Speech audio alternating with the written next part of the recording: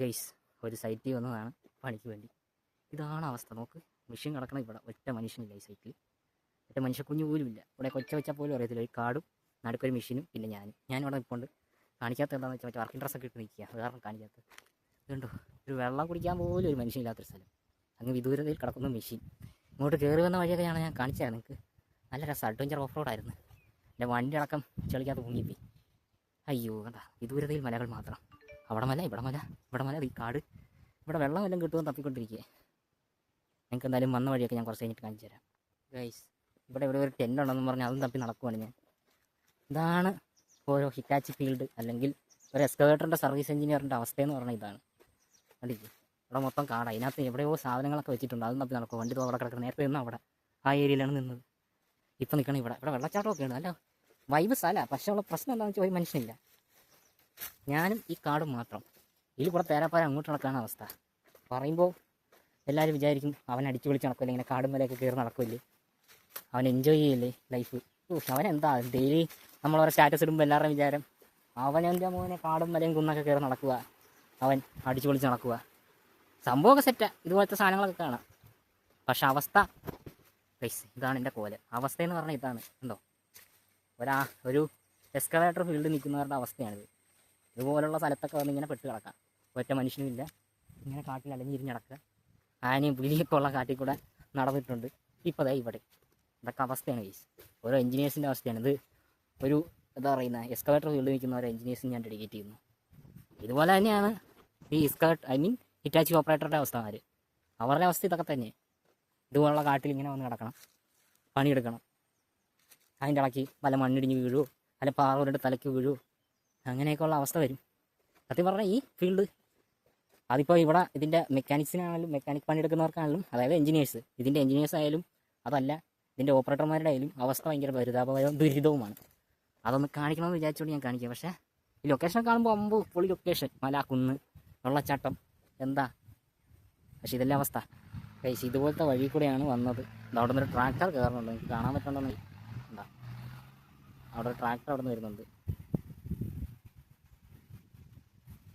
അവിടെ നിന്ന് ട്രാക്ടറെ കൊണ്ട് കയറി വരാൻ നോക്കും. ഇതാണ് വന്ന വഴി. ഞാൻ തിരിച്ചു പോകുന്ന വഴി നിങ്ങൾക്ക് കാണിച്ചു തരാം. ഈ വഴി നടന്ന് ഇങ്ങോട്ടാണ് കയറിയത്. ആദ്യം ട്രാക്ടറിൽ കൊണ്ടുപോകാമെന്ന് പറഞ്ഞു, പക്ഷേ അവർ ലോഡ് ഇറക്കാൻ വേണ്ടി പോകുമായിരുന്നു. അന്നേരം പിന്നെ ഞാൻ അങ്ങോട്ട് കയറി പോകുന്ന സമയം കളണ്ടാന്ന് വിചാരിച്ചോണ്ടാണ് അവിടെ നിന്ന് ട്രാക്ടർ കയറി വരുന്നത്. ഇതുപോലത്തെ വഴി. എൻ്റെ വണ്ടി താഴ്ത്ത് വെച്ചിരിക്കും. ഇങ്ങോട്ട് കയറ്റിക്കൊണ്ട് വന്നു കഴിഞ്ഞാൽ പിന്നെ ഇവിടെ ഇരുന്ന് കഴിഞ്ഞാൽ തിരിച്ചെടുത്തോണ്ട് പോകാൻ ഞാൻ മാത്രം ഉണ്ടാവുള്ളൂ. അത് കാരണം വണ്ടി താഴ്ത്ത് വെച്ചിരിക്കുക. പക്ഷേ അങ്ങോട്ട് വന്ന വഴി നല്ല ചെളിയായിരുന്നു. എൻ്റെ വണ്ടി ഒന്ന് പൊതഞ്ഞ് ആ സൈലൻസറിൻ്റെ അവിടെ വരെ ചെളിയായി. അവിടെ ഇതുവരെ രണ്ടുപേർ നിൽപ്പുണ്ട്. ഒരു ട്രാക്ടർ ഇങ്ങോട്ട് കയറി വരാൻ അങ്ങോട്ട് പാടുപെടുന്നുണ്ട്. ഇതാ പറഞ്ഞത് എക്സിക്യൂട്ടീവ് ലുക്ക്. മറ്റേ ഇതിനകത്ത് എവിടെയൊക്കെ ഈ പണ്ടെവിടെയോ പറഞ്ഞിട്ടുള്ള പൊസിഷനൊക്കെ കണ്ടു കഴിഞ്ഞാൽ ഭയങ്കര എക്സിക്യൂട്ടീവ് ലുക്ക്, പിച്ചക്കാശും പട്ടിപ്പണിയും രാജപദവി. അതാണ് അവസ്ഥ. അത് ഇതിൻ്റെ ഓപ്പറേറ്റർമാരുടെ അവസ്ഥ അത് തന്നെ, സെയിം അവസ്ഥ. അവർക്കും കാശ് കുറവ്, പട്ടിപ്പണിയും, പറയുമ്പോൾ രാജപദവി. എന്തല്ലേ, അത് തന്നെ നമ്മുടെ അവസ്ഥ. നമുക്ക് ഇത് തന്നെയാണ് അവസ്ഥ. പറയുമ്പോൾ എക്സിക്യൂട്ടീവ് ലുക്ക് മറ്റേ ഇൻഷർട്ടൊക്കെ ചെയ്ത് പോകുന്നു. സൈറ്റിലൊക്കെ നല്ല ജില്ലിക്കിടിലെ വണ്ടിയിലൊക്കെ വരുന്നത്.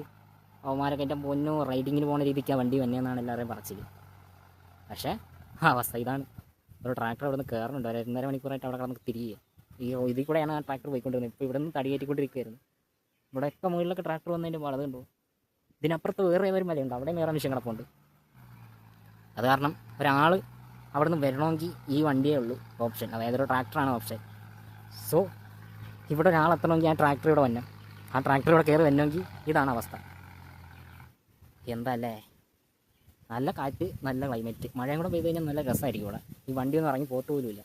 ആ ട്രാക്ടർ കുറേ നേരമായിട്ട് കയറിക്കൊണ്ടിരിക്കുക. എനിക്ക് ഇവിടെ സാധനം കൊണ്ട് വരുമോ. അത് ഇവിടെ കുറച്ച് സാധനങ്ങൾ വേണം, അതെടുത്തുകൊണ്ട് വരുവാണെന്നാണ് എൻ്റെ ഒരു വിചാരം. കുറച്ച് വെള്ളവും കൂടെ പറഞ്ഞിട്ടുണ്ട്, അത് കൊണ്ടുവന്ന് ഇല്ലെങ്കിൽ ഇനി തപ്പണം. ഇതൊക്കെ എന്താ അവസ്ഥ ഗൈസ്. ഇതാണ് വഴി. നിങ്ങൾക്ക് ഇരുട്ടായത് കാരണം ഒന്നും കാണാൻ പറ്റില്ല. പക്ഷേ ഇവിടെ ഒരു വഴിയുണ്ട്, കണ്ട. ഈ വെളിച്ചത്തോട്ട് വന്നു കഴിഞ്ഞാൽ കാണിച്ചു തരാം. ഇതാണ് അവസ്ഥ. ഈ വഴി കൂടെ ഇപ്പം ഞാൻ നടന്നു പോയിക്കൊണ്ടിരിക്കുകയാണ്. അയ്യോ, സമയം ഇപ്പം 7 മണിയാകാറായിട്ടുണ്ട്. പണി കഴിഞ്ഞ് ഞാൻ ഇറങ്ങിക്കൊണ്ടിരിക്കുന്നു. ഈ വഴി കൂടെയാണ് ട്രാക്ടർ നേരത്തെ കയറാൻ വേണ്ടി ഇവിടെ കിടന്നാണ് ആ ട്രാക്ടർ കിടന്ന് മൽപ്പിടുത്തം പിടിച്ചത്. ഇവിടെ ബൈക്ക് പോലും കയറി വരിക ഒറ്റ മനുഷ്യക്കുഞ്ഞില്ല. പണി കഴിഞ്ഞ് പോകുന്നു. ഇനി ഞാൻ കാണിച്ചത് എൻ്റെ കോലം. അതാ കമ്പൊക്കെ കുത്തി ഈ ബാഗും പുറകെ തോളിയിട്ടുണ്ടാണെങ്കിൽ നടക്കും. ഈ കയറ്റം മുഴുവൻ ഇനി ഇറങ്ങണം. ഈ കയറ്റം കയറിയാണ് നേരെ രാവിലെ വന്നത്. ഇനി ഈ കയറ്റം മുഴുവൻ ഇറങ്ങും വേണം. നിങ്ങൾക്ക് കാണുന്നുണ്ടാവും. ഇതാണ് അവസ്ഥ. അയ്യോ, വേണ്ട. ഇവിടെ എവിടെയൊക്കെയോ വെള്ളച്ചാട്ടമുണ്ട്. വെള്ളച്ചാട്ടം ഒരു കിട്ടിലും വെള്ളച്ചാട്ടം ഉണ്ട് അപ്പുറത്ത്. അത് നിങ്ങൾക്ക് കാണിക്കാൻ പറ്റുവാണെങ്കിൽ കാണിക്കായിരുന്നു. പക്ഷേ ഇരുട്ടായി. നല്ലൊരു കിട്ടിലും വെള്ളച്ചാട്ടം ഒഴുകുന്നുണ്ട് ഇതിലേ കൂടെ. വെള്ളച്ചാട്ടമല്ലൊരു വെള്ളം ഒഴുകി പോകുന്നുണ്ട്. കണ്ടാ ഈ വഴിയാണ് ഞാൻ അങ്ങോട്ട് കയറിപ്പോയി ബാഗ് ചെയ്യുന്നുണ്ട്. ഇനിയിപ്പോൾ തിരിച്ചിറങ്ങണം. അയ്യോ ഓരോ അവസ്ഥയാണ് ഇതൊക്കെ. രാവിലെ ഈ വെയിറ്റുമുള്ള ബാഗും താങ്ങിക്കൊണ്ട് ഞാൻ ബൈക്ക് എടുത്തോണ്ട് വരാമെന്ന് വിചാരിച്ചു. പക്ഷേ ഈ റോഡ് കണ്ടപ്പോഴത്തേക്കും കയറ്റുവാണെങ്കിൽ കൊണ്ടുപോകും, കുഴപ്പമൊന്നുമില്ല. പക്ഷേ തിരിച്ചിറക്കുമ്പോഴാണ് പാട്. രാത്രിയൊക്കെ ആവുകയാണെങ്കിൽ വല്ല അങ്ങോട്ടൊക്കെ പോയി കഴിഞ്ഞ് കഴിഞ്ഞാൽ പിന്നെ ഒരുത്തം പോലും ഇല്ല ഇവിടെ തിരിച്ചു നോക്കാനായിട്ട്. നുള്ളിപ്പുറക്കി എടുക്കേണ്ടി വരും പിന്നെ. അയ്യോ അവസ്ഥ. ഞാൻ രാവിലെ വന്ന് നിൽക്കുക, ഒരു വെള്ളം പോലും തരാൻ ഒരു മനുഷ്യനില്ല. ഇത് ഞാൻ എന്തുകൊണ്ട് വീഡിയോ ഇടുന്നെന്ന് പറഞ്ഞു കഴിഞ്ഞാൽ ഇതറിയണം കേസ്, നിങ്ങളൊക്കെ അറിയണം. ഇതാണ് അവസ്ഥ. അയ്യോ ഒരു വടിയും കുത്തിപ്പിടിച്ച് ഞാൻ നടക്കുക. എന്താ ഇവിടെ വെള്ളം ഒഴുകുന്നുണ്ട്. സൗണ്ട് കേൾക്കണ്ടോ എന്ന് അറിയാം. ഇവിടെ പണിക്കാരെല്ലാം പോയി, ഒറ്റ മനുഷ്യനില്ല. അവിടെ ഹിറ്റാച്ചിയും വണ്ടിയും ഞാനും മാത്രം. പിന്നെ ഇടയ്ക്ക് ട്രാക്ടറുകാർ കയറി വരും. അവരല്ലാണ്ട് ഒരൊറ്റ മനുഷ്യൻ ഇവിടെ ഇല്ല വരാനും നോക്കാനുമായിട്ട്. അപ്പോൾ ബൈ ഗൈസ്. എന്തായാലും ഇനി പോട്ടെ, ഫോണിന് ചാർജ് ഇല്ല. എന്തായാലും ഇത്ര ഉള്ളു പരിപാടി. ഇവിടെ നിന്ന് ഇറങ്ങി ഇപ്പോൾ എത്തുമെന്ന് എനിക്ക് അറിഞ്ഞൂടാ. ഈ ഇറക്കിറങ്ങണ ഒരു വർത്താനം കൂടെ പറയാൻ പറ്റില്ല. വേണ്ട മാതിരി സ്ഥലമാണ്. കണ്ടോ ഇതാണ് അവസ്ഥ. കാണുമ്പോൾ എന്താ അവൻ പൊളിക്കുന്നു, ഏതാ ലൈഫല്ല അവൻ എൻജോയ് ചെയ്യുന്നു. കാടും മലയും കുന്നും കയറി നടക്കുന്നു. ഈ കുന്നും മലയൊക്കെ കയറണതിൻ്റെ പാടും അവിടെ കിടന്ന് കാണിക്കണതിൻ്റെ അവസ്ഥ നിങ്ങൾക്ക് ആർക്കും അറിയില്ല.